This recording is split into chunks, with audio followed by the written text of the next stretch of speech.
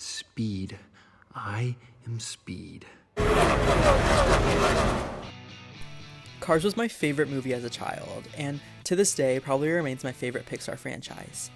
I will say though, there's definitely some real-life implications and world-building aspects I'll never understand, but I digress. I do find though that the storytelling from the first installment still holds up today, especially when thinking about the contrast between individualistic and collective success within our society. But let me not get too ahead of myself. What is the American dream? Well, it's taken on a number of forms, and Cars highlights its evolutionary change through its characters. In an essay titled The Disney Version of the American Dream, Eric Jenkins references the beginning of the American dream. The writer, often credited with the phrase American dream, is James Treslow Adams. He saw the American dream as the idea that any person of any class or any background could climb the social ladder. It's important to note that this was written during the Great Depression. In relation, Cars came out in a time period post 9/11 but pre-Great Recession, a period of community over the individual. Cars takes place in a world populated by vehicles, with the first movie staying in what I'm calling Car-America. The plot largely follows talented but cocky rookie race car Lightning McQueen competing in the final Piston Cup race. We're made aware of his goals pretty quickly. Win the Piston Cup, leave his generous but non-prestigious sponsor in Rusty's, and join the top dogs instead in Team Dynaco. He openly claims he is a one-man show, leading to his crew quitting. The race ends in a three-way tie, with the tiebreaker to be held in Los Angeles. While traveling, McQueen gets lost/abandoned off of Route 66, leading to him finding the small fictional town of Radiator Springs, which is believed to be placed in Arizona. Here, he meets kooky characters he would never normally interact with, one of them being a blue Porsche named Sally, who is canonically an attorney. She also runs the town's motel. An interesting fact I want to point out as well is besides the cop and fire truck, who are government-funded jobs, each character within the town runs their own business, from tires to body art to organic oil to military items for some reason.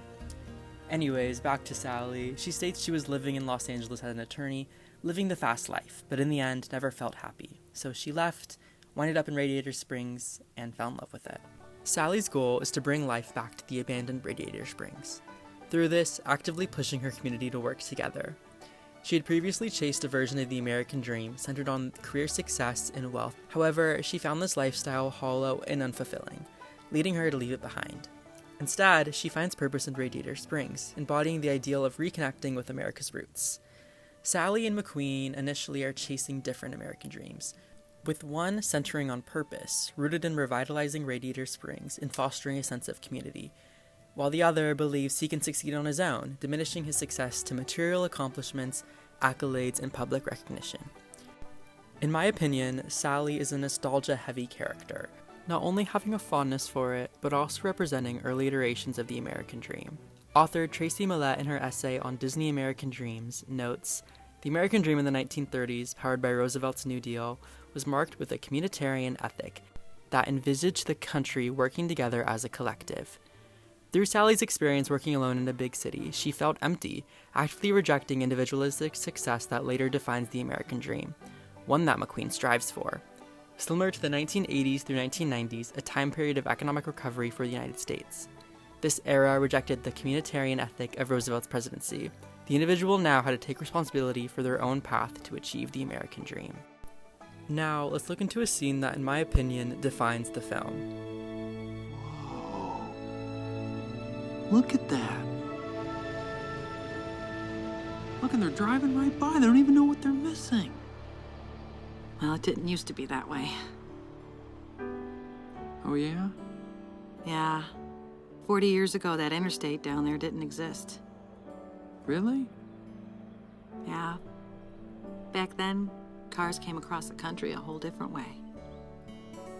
How do you mean? Well, the road didn't cut through the land like that interstate. It moved with the land, you know? It rose, it fell, it curved. Morning. Nice day, huh? Cars didn't drive on it to make great time. They drove on it to have a great time. Long ago, but not so very long ago, the world was different. Oh yes it was. You settled down and you built a town and made it live, and you watched it grow. It was your town. What happened? The town got bypassed just to save 10 minutes of driving. Time goes by and time brings changes, and you change too.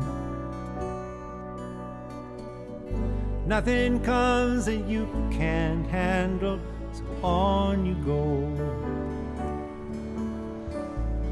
You never see it coming when the world caves in on you, on your town. There's nothing you can do. Main Street isn't Main Street anymore. No one seems to need us like they did before. It's hard to find a reason left to stay, but it's our town. We love it anyway. Come what may, it's our town.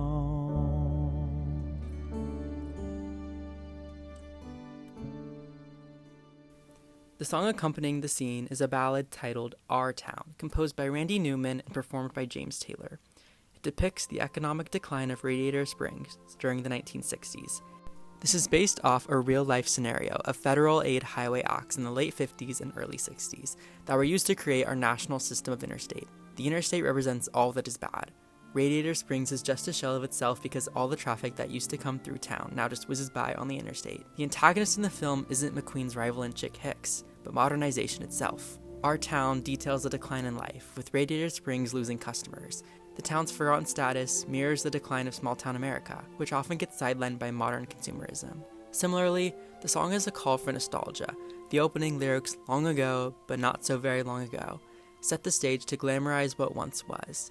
This plays well into Sally's character arc, one that I believe rests in reflective nostalgia. She dwells on the beauty and character of Radiator Springs while embracing its imperfections and sense of loss. In her book on nostalgia, Svetlana Boym mentions that reflective nostalgia cherishes shattered fragments of memory. Being that it's not clear if Sally was present in Radiator Springs during its prime, it makes sense that she's experiencing these memories alongside us as viewers, able to view and contemplate how time and socioeconomic progress is unchangeable. So in turn makes sense that the one factor that allows Radiator Springs to get its status back is McQueen's popularity, a side effect of modernization through consumer culture. It's an ironic twist that highlights the revival of Radiator Springs as a possibility through engagement with the forces that contributed to its decline. McQueen represents the modern man's reach into the forgotten town, unintentionally turning it into a spectacle rather than restoring its original way of life. Sally's reflective nostalgia aligns with Boym's ideas that this form of longing does not pretend to rebuild the mythical place called home, but instead temporalizes space, allowing for critical engagement with the past. Her attachment to Radiator Springs isn't about fully reclaiming what it once was, but about advocating for a balance, holding on to the town's identity while adapting to the realities of the present. Radiator Springs reemerges as a destination that hinges on McQueen's celebrity status by the end of the film, demonstrating that even small-town Americana must find relevance within the framework of modernization.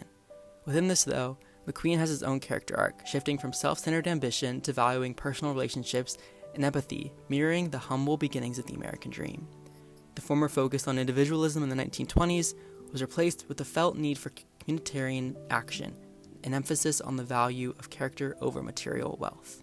This is reflected in his own sense of self by the end of the film, choosing to move to Radiator Springs and stay with his current sponsor, Russ Tees, over the much better financial choice in Dynaco. Cars presents a nuanced view on nostalgia and progress, showing that while modernization reshapes traditions and places like Radiator Springs, the values of community, connection, and character offer a meaningful bridge between the past and present. Wow, Cars sure is a lot deeper than my 4-year-old brain ever thought of comprehending. Wait. Cars. cars. Cars. The inanimate objects themselves are actually representations of the American dream. Automobiles mean social status and achievement for most Americans. A new car represents hard work and determination.